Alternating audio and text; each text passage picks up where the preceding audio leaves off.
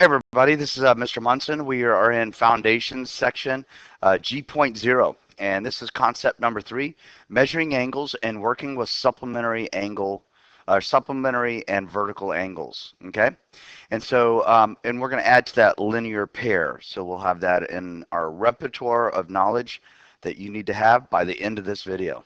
All right, let's go ahead and get started. All right, we're going to start the new section. Let's go ahead and put our title at the top of your paper, and of course the date to let you know when you did this video. This very first thing that we're going to talk about is just measuring angles with a protractor. This is a review. You've been doing this for a while. So if you know how to do this, fantastic. Just let the video run. If you're not sure, if you've always struggled with a protractor, pay close attention. So when I see this blue angle over to the left here, I know that it's going to be some angle less than 90 degrees, because I know straight up and down like that is a 90-degree angle. I can tell that that blue angle is definitely less than 90. So when I put my protractor up there, I should be looking for numbers like that. So I'm going to take my protractor. Let me just kind of downsize it here a little bit. It's a little bit bigger than I need to. I'm going to bring it on over, and then this part right here, this part right here is where I'm going to take and put it on the vertex, the corner of the angle, right? So this part right here is called the vertex. Okay?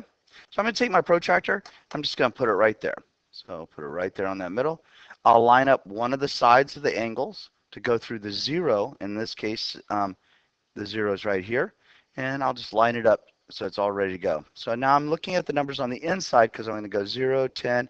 This thing's opening up to right around 40 degrees. So I'll mark it 40 degrees. Okay, I'm going to do another one relatively quickly. We're going to come down to this one. I can tell this one's going to be definitely greater than 90. There's a 90-degree angle, so I can tell it's greater than 90. Again, I'll put the protractor on the vertex, all right, like this. And then I need to line it up with one of the sides. Now to do that, I could take it, I could rotate it till that 0 is lined up like that.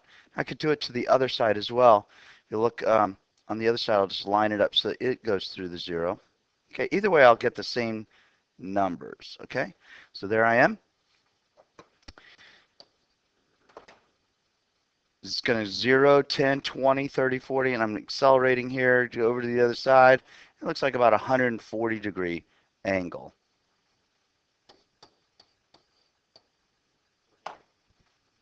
All right, I'm going to jump down to this red one that's down here at the bottom. I'm hoping that just by the look of it, you can tell that that is a 180-degree angle. Okay, so you have some, ray that's being rotated around, starting from this side, goes all the way around, and it just opens up all the way around. So I drew that different than what I wanted to do. There we go. And so that's 180 degrees. Let's confirm that with our protractor. Again, I'll put it on the vertex, the point in the middle. I'll line up my protractor so it's 0. And sure enough, if you look, I'll start on this side. 0, there's 90, all the way over, and it reads 180 degrees. That doesn't change. If I take and draw another ray just like that, the red angle is still 180 degrees. And if you think about it, by adding that green line, I might have just created two separate angles.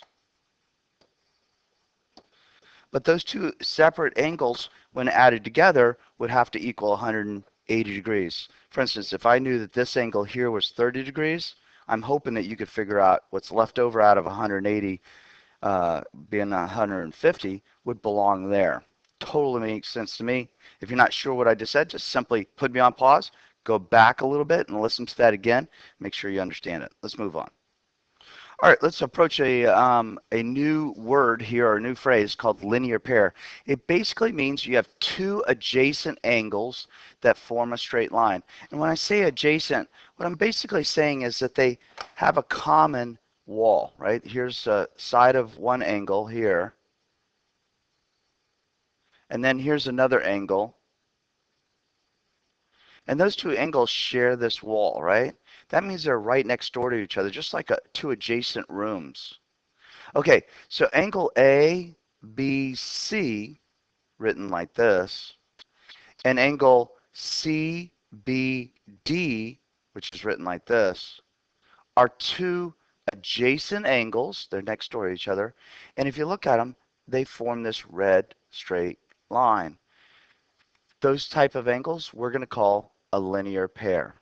Now this is what I know about a linear pair, and we'll talk about this in a little bit. This angle plus this angle have to equal 180 degrees.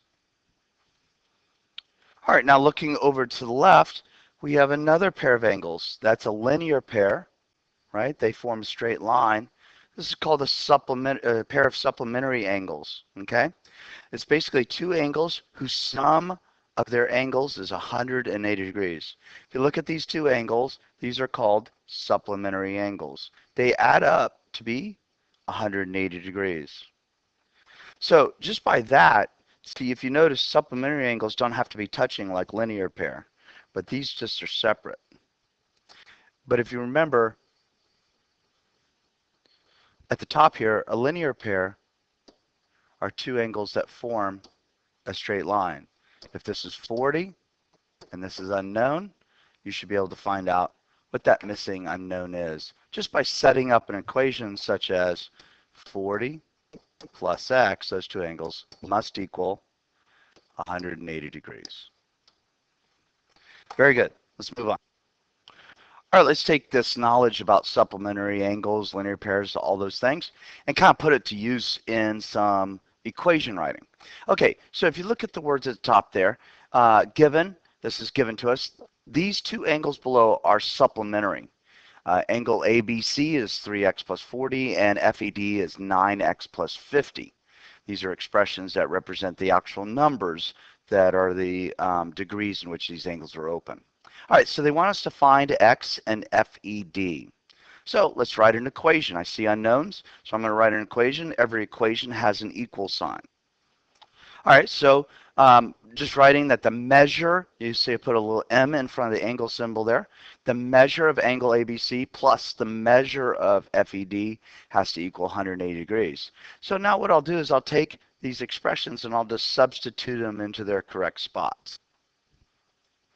All right, so I just brought down their pieces and put them in their appropriate places. So I have the two angles above have to add up to be 180 degrees. Why do they have to add up to 180 degrees? Because it said that they were supplementary. And by the definition of supplementary, which we just went over, those are angles that add up to 180 degrees. So I just simply solve that equation and I find x is equal to 10. Now, a lot of students walk away from a problem like this thinking they're done, but they haven't answered the question. So you need to always remember this. So x is definitely equal to 10, and they asked me to find x, right? If you look up there, it says find x. But after that, it says find the measure of angle FED. So what I have to do is I still have to take that 10 and plug it in for the expression so I can find out the actual value of the angle FED. So I'm going to plug it in. You can see my little work here. 9 times 10 plus 20. And so 9 times 10 is 90. And it equals, the angle equals 110. So that's the other part of the answer. Now what do you think would happen if you didn't do that part? You would lose a lot of points because you didn't answer the question. We're going to get better and better at this as we go along, as long as you're following me. All right, let's get going. So the pattern pretty much is I show you how to do a problem, then here's a problem I want you to do. If you at this point you're not sure what to do, then you just simply back up in the video and watch it again. Sometimes for some people it might take them a couple of views. Maybe they in a classroom where the teacher's up front, they ask them to explain it again and they keep on asking. So you go back and listen to it again. For other people, they can just walk right past that. And that's the beauty of the flipped classroom. For those students who are ready to move on, they move on. For those students who are not ready to move on, they just pause and go back and listen to it again, maybe a little bit more intensely, focused. All right, so here's your problem. I want you to go ahead and see if you can do this problem. I have to show you the angles. Okay, very good. All right, go ahead and put me on pause. Do this problem. just like I did the problem before.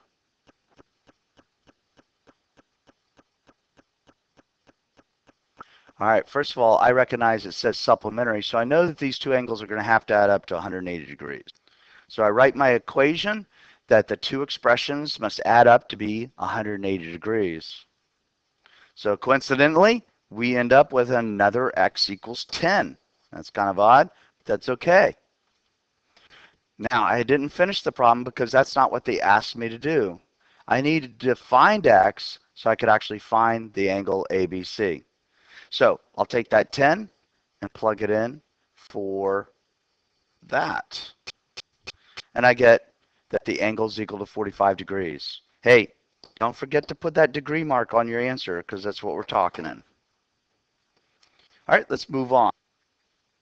Okay, let's take a look at this railroad sign. It's basically two lines that cross each other. And they create four angles. 1, 2, 3, and 4. Notice I say don't draw this. Okay? All right, so we want to look at the relationship those two angles have, or those four angles have. For instance, if you take a look at 1 and 2, by what we've talked about, that's a linear pair. The same thing happens with the other pairs of angles. So let's take a look at that. All right, take a look.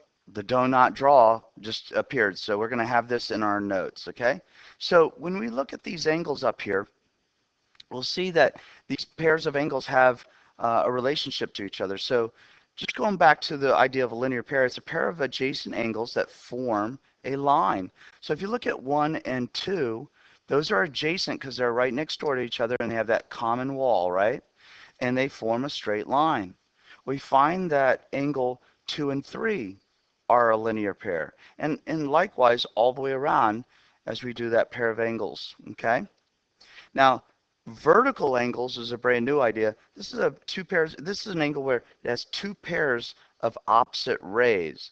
So let's just take a look at angle 1 being made up of this green line and the other side of angle 1 being by the blue line. Now if I look at the opposite rays to those, I'll do a squiggly line in green. That's the opposite ray for that one. And then the opposite ray for the blue one is here.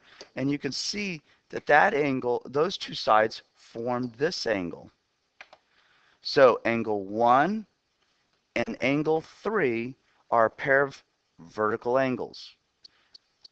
Angle 1 and angle 3 are vertical angles. They're made up of opposite rays. Here's angle 2. See if you can predict which one is the opposite or the vertical angle to angle 2. You should have said angle 4. Now what I want you to do is realize just because it has the word vertical in it doesn't mean up and down. I started off with angle 1 and 3 being vertical angles and they're actually horizontal. I could take the whole picture and rotate it in different ways and they're still vertical. They're one to the other. Now hopefully it's easy to see. We've done it enough times with the linear pair that I could write equations such as x plus 40. Those two angles have to add together to give me 180. And I can solve those equations. More interesting now is to look at the relationship that vertical angles have. Okay, suppose I'm given a picture like this and that angle 50 for KBG is given. Now, I want to know what the angle ABF is. That's where the question mark is. So I know from a linear pair that these two angles have to add up to 180 degrees. If one side of it's 50, just by doing a little bit of subtraction, I can say that the other side has to be 130, right? If they have to add up and I've already spent 50, I can take 180, subtract 50 from it, and I get 130. Okay, suppose that angle right there is 130, and then I'm looking for this other side. We'll call it y. Well, if 130, I can see that those are a linear pair, so they have to add up to 180 degrees, right? These two angles shown with the blue. Well, 130 of it is given already, so how much is left over for this side? Well, I'm hoping that you realize it's 50 degrees. Now, here's the interesting thing. It's not a coincidence. It's not just by chance that that side was 50 and that side was 50. What we find is that vertical angles are congruent. In other words, they have the same measure. So this word congruent is telling us they have the same measure. Okay? If that's 50, then that one's 50. Okay? Now, that angle up there and that angle down there, if one's 50, the other's 50. They're vertical angles. So, write in your notes, vertical angles are always congruent to each other. Okay, that's it. Draw your line, write your summary on in your notes. As soon as you have your summary done, go ahead and start working on these 5 quick problems to be done and brought into class. Do these on a loose paper so I can hand it back to you. Don't tear it out of your notes now. Don't put it in your notes. Don't forget to put your title at the top of what it is. Don't forget to put your name and date and period. And then bring these in next class for 100%. All right, we'll see you next time.